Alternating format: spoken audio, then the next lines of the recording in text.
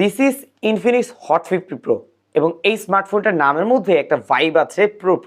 So এই pro ডিভাইসটা কতটা প্রো হতে পারে আজকের ভিডিওতে আলোচনা করব। স্মার্টফোনটা ইনফিনিক্স প্যাক করেছে 18,999 টাকায় এবং এই স্মার্টফোনটার মধ্যে এমন কিছু জিনিস প্যাক করা হয়েছে যা এই মুহূর্তে নামি দামি ব্র্যান্ডগুলোতেও এই প্রাইস পয়েন্টে এই জিনিসগুলো থাকছে না। তবে ভালো দিকগুলো থাকলে তো খারাপ দিকগুলোও থাকবে। সবকিছু নিয়ে আজকের ভিডিওতে আলোচনা করা হবে। বাই দ্য ওয়ে, দেখুন তো ভিডিওতে লাইক করেছেন কিনা। ভিডিওতে লাইক না করে থাকলে এখনই ভিডিওতে লাইক করে দিন। কমেন্ট করে আপনার যে কোনো পরামর্শ অথবা মন্তব্য করতে পারেন, আমি চেষ্টা করব সেটা রিপ্লে দেওয়ার। পাশাপাশি নতুন ভিউয়ার্স হয়ে থাকলে সাবস্ক্রাইব করতে তো একদমই ভুলবেন না। এই স্মার্টফোনটা আমাদের কাছে পাঠিয়েছে মদিনা টেলিকম। হ্যাঁ, তাদের কাছ থেকে যদি এই স্মার্টফোনটা পারচেস করেন সেক্ষেত্রে কিন্তু 500 টাকার একটা ইনস্ট্যান্ট মূল্য ছাড় থাকবে আপনাদের জন্য।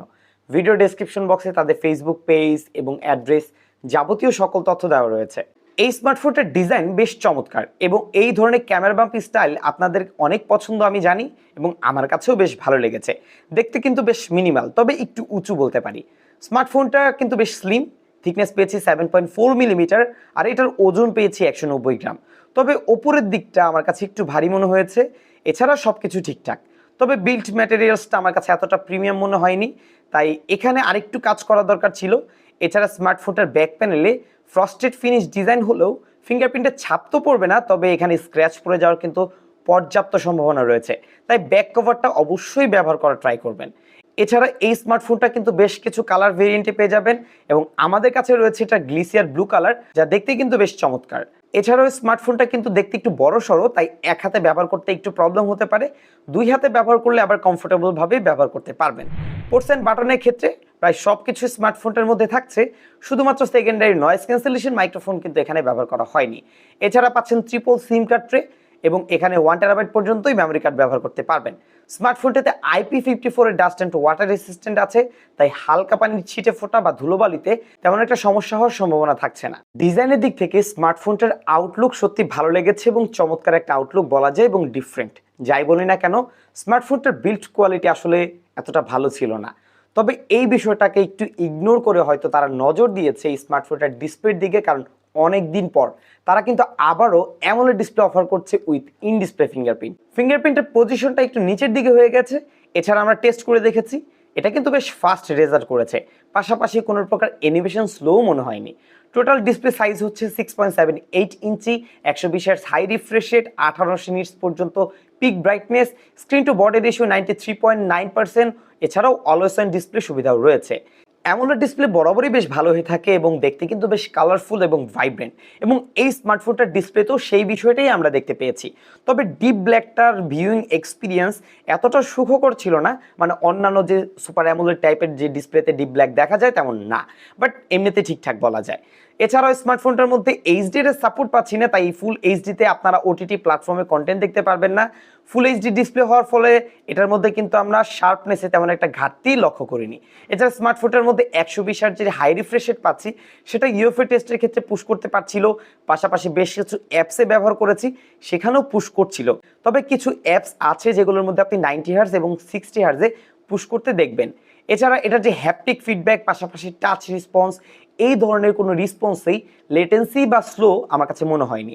এছাড়া 1800 নিটসের যে পিক ব্রাইটনেস, এটা বিষয়টা একটু গেমিকি হলেও এটা কিন্তু আউটডোরে আপনাকে পর্যাপ্ত একটা ভিজিবিলিটি দিতে পারবে। পাশাপাশি ইনডোর কন্ডিশনেও কোনো প্রবলেম হবে না। ইউটিউব কন্টেন্ট দেখার ক্ষেত্রে 1440p পর্যন্তই আপনারা ভিডিও দেখতে পারবেন। তবে আপনার ইন্টারনেট কানেকশন যদি ভালো হয় সেক্ষেত্রে একটা স্মুথ প্লেব্যাক এক্সপিরিয়েন্স পাবেন। দাম বিবেচনায় এই ডিসপ্লেটা সত্যি টপ নচ, এটা নিঃসন্দেহে বলতে পারি, বিশেষ করে এই প্রাইস পয়েন্ট এবং অফিসিয়াল ডিভাইস হিসেবে। তবে স্মার্টফোনটার মাল্টিমিডিয়া এক্সপিরিয়েন্সের জন্য সাউন্ড কোয়ালিটি অনেক বেশি ইম্পর্টেন্ট, আর এখানে যে ডুয়েল স্টিরিও স্পিকারটা অফার করা হয়েছে এটা আবার আমাকে স্যাটিসফাই করতে পারেনি। ডলবি অ্যাটমস সাপোর্ট না থাকায় শুধুমাত্র দুই দিক থেকে এটা সাউন্ড প্রডিউস করছিল। এমনিতে সাউন্ড কোয়ালিটি নিয়ে আমার কোনো কমপ্লেন নাই। হ্যাঁ, লাউডনেসের একটু ঘাটতি পাওয়া যায়। পাশাপাশি এটা ব্যাক প্যানেল দিয়ে কিন্তু বেশ ভালো পরিমাণে একটা ভাইব্রেট আপনারা লক্ষ্য করবেন যখন সাউন্ড শুনবেন। ঠিক এই কারণেই হয়তো এটা টপ নচ টাইপের সাউন্ড কোয়ালিটি আমাদেরকে প্রডিউস করতে পারছে না। তবে একটা বিষয় দেখে আমি সত্যি অনেক বেশি অবাক হয়েছি, সেটা হচ্ছে এটার বক্স। হ্যাঁ, কেন বললাম এই কথাটা, কারণ এই ধরনের যে বক্স কোয়ালিটি এর আগে আমরা কখনোই দেখিনি। পাশাপাশি ইনফিনিক্সের পক্ষ থেকেও এত নিম্নমানের বক্স তারা ব্যবহার করেনি। যদিও বিষয়টা ম্যাটার না, বাট হয়তো এখানেও তারা কিছুটা কস্ট কাটিং করেছে। রয়েছে transparent back cover, warranty card, একটি সিম ইজেক্টেড টুল, টাইপ এ টু টাইপ সি ক্যাবল এবং 33 ওয়াটের চার্জার। আর এই 33 ওয়াটের চার্জার দিয়ে ফুল চার্জ করতে সময় লাগবে 1 ঘন্টা 4 মিনিটের মতো। এবং একটা প্রশ্ন আমি একটু মাঝে মাঝেই পাই, সেটা হচ্ছে স্মার্টফোনের চার্জার কেন গরম হয়ে যায়। বর্তমানে প্রায় প্রতিটা ব্র্যান্ডই বিভিন্ন ফাস্ট চার্জার ব্যবহার করছে, যেমন এটা 33 ওয়াট। সো এই ধরনের চার্জারগুলো যখন ব্যবহার করা হয় তখন সেগুলো হালকা হিট হয় এবং এটা কোনো মেজর বিষয় না বা কোনো সমস্যা না। সো এই বিষয়টা নিয়ে আপনারা একটু চিন্তিত কমই থাকেন, তেমন একটা সমস্যা হবে না। বাট এই স্মার্টফোনটার বক্সে যে ক্যাবেলটা ব্যবহার করা হয়েছে সেই ক্যাবেলটা অত্যন্ত নিম্নমানের। বিশেষ করে টেকনো ইনফিনিক্সের মধ্যে আমরা এই ধরনের ক্যাবেলই দেখতে পাই এবং মাঝে মাঝে শুনতেও পাই যে এই ধরনের ক্যাবেলের কারণে বিভিন্ন সময় চার্জার নষ্ট হয়ে যায়, আবার ম্যাক্সিমাম টাইম ক্যাবলগুলোই দ্রুত নষ্ট হয়ে যেতে দেখেছি। সো আপনি যখনই স্মার্টফোন কিনেন না কেন, বিশেষ করে টেকনো বা ইনফিনিক্সের, চেষ্টা করবেন এক্সটার্নাল একটি ক্যাবল ব্যবহার করার। হইতে পারে সেটার দাম 3 থেকে 400 টাকা। সেটা ব্যবহার করলে আপনার চার্জারটাও ভালো থাকবে এবং স্মার্টফোনটাও বেশ ভালোভাবেই চার্জ করতে পারবেন। এছাড়াও স্মার্টফোনটার চার্জিং ব্যাকআপ মোটামুটি ঠিকঠাকই বলা যায়, কারণ আমি স্মার্টফোনটা ডে টু ডে লাইফে ইউজ করেছি। আমার কাছে মনে হয়েছে একদিন আরামসে পার করতে পারে এবং 1.5 দিনের কাছাকাছি হতে পারে, সেটা আপনার ইউজের উপর ডিপেন্ড করে। বাট এমনিতে স্মার্টফোনটার ডিসপ্লেটা একটু বড় হওয়ার ফলে, পাশাপাশি 120 হার্জ যদি আপনি ব্যবহার করেন, সেক্ষেত্রে চার্জিং ব্যাকআপে কিছুটা তারতম্য হয়তো দেখতে পাবেন। স্মার্টফোনটার মধ্যে আমরা গেম খেলে ট্রাই করেছি, সেই ক্ষেত্রে 4.5 থেকে 5.5 ঘন্টার মতো একটা স্ক্রিন অন টাইম পাওয়া যাবে। আমরা অলমোস্ট এটাই পেয়েছি। যারা নিয়মিত আমার ভিডিওগুলো দেখেন তারা সকলেই জানেন আমি সবসময় ট্রাই করি একদম রিয়েল অথেন্টিক ইনফরমেশন আপনাদের সামনে তুলে ধরার। সো এই জন্য আপনাদের কিন্তু একটু সাপোর্ট প্রয়োজন। এই জন্য আপনারা অবশ্যই ভিডিওটা, যারা এখন পর্যন্ত লাইক করেনি, ভিডিওতে লাইক করে দিই। কমেন্ট সেকশনে আপনার কিছু জানার থাকলে সেটাও কমেন্ট করে জানাতে পারেন। আমরা চেষ্টা করব সেটা রিপ্লাই দেওয়ার এবং আশা করছি রিপ্লাই পাবেন। এবং নতুন ভিউয়ার্স হয়ে থাকলে চ্যানেলটি সাবস্ক্রাইব করতে একদমই ভুলবেন না। ফোনটার মধ্যে আমরা 8GB র্যাম পাচ্ছি এবং 8GB ভার্চুয়াল র্যামও রয়েছে। LPDDR4X টাইপের র্যাম ব্যবহার করা হয়েছে আর রম টাইপ থাকছে UFS টাইপের 128GB রম। স্মার্টফোনটার মধ্যে আমরা রিড রাইট স্পিড সেটা কিন্তু ঠিকঠাকই পেয়েছি রেজাল্ট।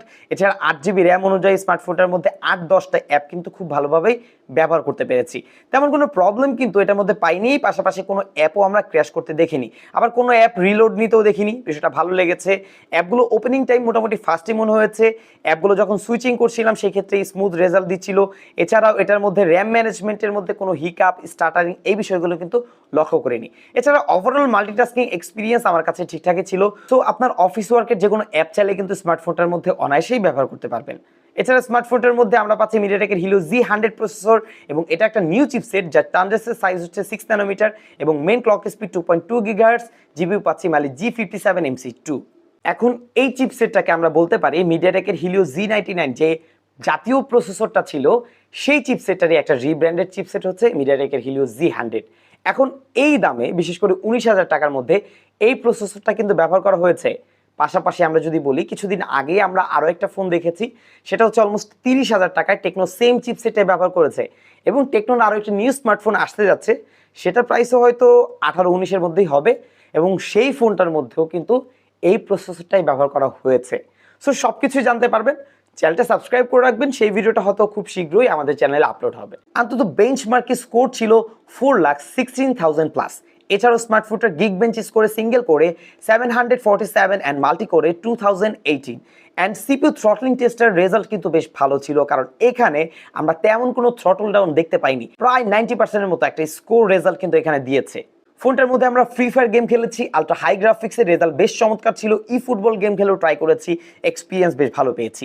পাবজির ক্ষেত্রে স্মার্টফোনের মধ্যে সর্বোচ্চ গ্রাফিক্স পেয়েছি, আলট্রাতে হাই গ্রাফিক্স এবং স্মুথে কিন্তু আপনারা আলট্রাতে খেলতে পারবেন এবং এখানে 37 থেকে 40 FPS এর মতো আমরা রেজাল্ট পেয়েছি। এছাড়া স্মার্টফোনটার মধ্যে কিন্তু জাইরো সাপোর্ট রয়েছে, তাই যারা জাইরো প্লেয়ার আছেন তারা কিন্তু স্মার্টফোনের মধ্যে মোটামুটি ভালো একটা জাইরো সাপোর্ট এক্সপিরিয়েন্স পাবেন।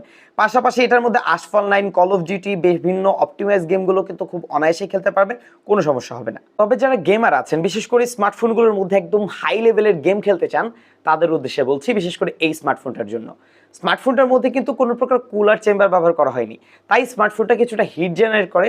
যখন আপনি 4 ঘন্টা বা 5 ঘন্টার মতো একদম টানা গেম প্লে করবেন, সেই অবস্থায় কিন্তু বিশেষ করে পাবজির ক্ষেত্রে ল্যাগ এবং ফ্রেম ড্রপ দেখতে পাবেন এবং প্রসেসরটার সাথে অনেক স্বাভাবিক একটা ব্যাপার।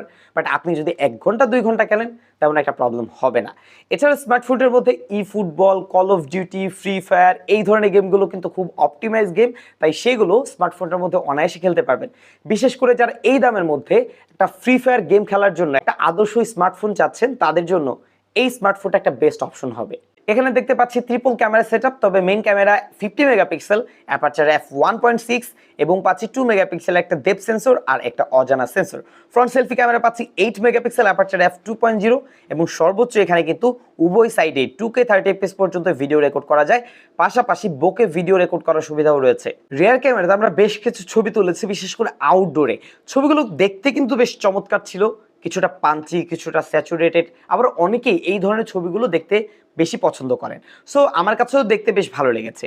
এছাড়া স্মার্টফোনটার যে ফেস টিউন সেটা কিন্তু বেশ ভালো কাজ করেছে, কারণ ছবি তোলার পরে এটা বেশ ভালোভাবে অপটিমাইজ করে একটা ডিটেলফুল পিকচার আপনাকে প্রডিউস করতে পারে। এছাড়া স্মার্টফোনটার এইচডিআর কন্ডিশনে ছবি তুলেছি। এছাড়া স্মার্টফোনটার হাই ডাইনামিক রেঞ্জের রেজাল্ট কিন্তু আমার কাছে বেশ ভালো লেগেছে। এছাড়া এটার যে এইচ ডিটেকশন সেটা একটু অ্যাভারেজ বলতে পারি, মানে কিছু কিছু জায়গায় একটু মিসম্যাচও আমরা দেখতে পেয়েছি। এছাড়া নাইট মোডে যখন ছবি তুলবেন সেক্ষেত্রে চেষ্টা করবেন মোটামুটি একটা মিডিয়াম আলোতে ছবি তোলার, সেক্ষেত্রে বেটার শার্পনেস এবং বেটার ডিটেলস চলে আসবে এবং ছবিগুলো দেখতে কিন্তু বেশ কালারফুল মনে হয়। এছাড়া স্মার্টফোনটা লো লাইটে যখন ছবি তুলবেন তখন কিন্তু ছবিতে সফটনেসের পরিমাণ বেড়ে যাবে। সো বিষয়টা অবশ্যই মাথায় রাখবেন, হালকা একটু আলো হলে ভালো হয় আর কি। এছাড়া ফ্রন্ট ক্যামেরার রেজাল্টও আমরা ভালো পেয়েছি। 8 মেগাপিক্সেল দিয়ে ছবি তোলার পরেও রেজাল্ট আমার কাছে বেশ ভালো মনে হয়েছে, কারণ বেশ অপটিমাইজ করে একটা ছবি প্রডিউস করে এবং রেজাল্ট কিন্তু বেশ ভালো মনে হয়, কারণ ডিটেলসটা ভালো আসে। এছাড়া কালার টিউন এবং ফেস টিউন দুটোই বেশ ন্যাচারাল মনে হয়েছে। এছাড়া স্মার্টফোনটার এইচ ডিটেকশন এখানেও অ্যাভারেজ রেজাল্ট করেছে এবং যখন আপনারা লো লাইটে ছবি তুলবেন তখন নাইট মোড চাইলে ব্যবহার করতে পারেন। এমনিতে আপনারা চেষ্টা করবেন একটু ভালো আলোতেই ছবি তোলার, তাহলে কিছুটা ডিটেলফুল একটা পিকচার স্মার্টফোনটা থেকে পেয়ে যাবেন। হাই ডাইনামিক রেঞ্জ মোটামুটি ব্যালেন্স করতে পারছিল। এছাড়া স্মার্টফোনটার মধ্যে আমরা ভিডিও করেছি, সর্বোচ্চ 2K 30fps ভিডিও করা গেলেও আপনারা চেষ্টা করবেন রিয়ার ক্যামেরাতে 1080p 60fps ভিডিও রেকর্ড করার, সেক্ষেত্রে রেজাল্ট কিন্তু কিছুটা ভালো আসবে। এবং এই স্মার্টফোনটার মধ্যে কিন্তু কোনো প্রকার ক্যামেরা টু এপিআই সাপোর্ট পাচ্ছে না, দ্যাটস মিন কোনো প্রকার ম্যানুয়াল ক্যামেরা অথবা জি ক্যামেরা, এলএমসি এগুলো কিন্তু স্মার্টফোনের মধ্যে সাপোর্ট করবে না। এখন সবকিছু মিলিয়ে স্মার্টফোনটার মধ্যেও কিছু জায়গায় কিন্তু কস্ট কাটিং করা হয়েছে এবং বেশ কিছু ভুরি ভুরি স্পেসিফিকেশনের স্মার্টফোনটার মধ্যে থাকছে, যা আমাদের জন্য অনেক ভালো হয়েছে। স্মার্টফোনটা কস্ট কাটিং কোথায় করা হলো? বিল্ড কোয়ালিটিতে করা হয়েছে, কারণ এটা বিল্ড ম্যাটেরিয়ালস এতটা বেটার মনে হয়নি। পাশাপাশি স্মার্টফোনটার মধ্যে সেকেন্ডারি নয়েজ ক্যান্সেলেশন মাইক্রোফোন থাকছে, আর ক্যামেরার ক্ষেত্রে একটা আলট্রা ওয়াইড লেন্স স্মার্টফোনটার মধ্যে দেখতে পাচ্ছি না। আর বক্সের ব্যাপার হয়তো তারা নজর দিবে ইন ফিউচারে, বাট আমি মনে করি ক্যাবেলটা পরিবর্তন করা উচিত, আর একটু হেভি ক্যাবেল ব্যবহার করা উচিত। সেই ক্ষেত্রে একজন ইউজার যারা ফোন কিনবে আবার 2 মাস 3 মাস পরেই তাকে একটা ক্যাবেল চেঞ্জ করতে হবে না। আর ভালো দিকগুলোর মধ্যে এই দামের মধ্যে একটা ইন ডিসপ্লে ফিঙ্গারপ্রিন্ট যুক্ত অ্যামোলেড ডিসপ্লে পাচ্ছি। পাশাপাশি স্মার্টফোনটা বেশ লাইট ওয়েট এবং স্লিম বলতে পারি। ক্যামেরার রেজাল্ট ভালো ছিল। 120 হার্টজের হাই রিফ্রেশ রেট পাচ্ছি। 33 ওয়াটের চার্জার ব্যবহার করা হয়েছে এবং স্মার্টফোনের ব্যাটারি ব্যাকআপটাও মোটামুটি সন্তুষ্টজনকই বলা যায়। সো এই সকল দিক থেকে স্মার্টফোনটা বেশ ভালো লেগেছে।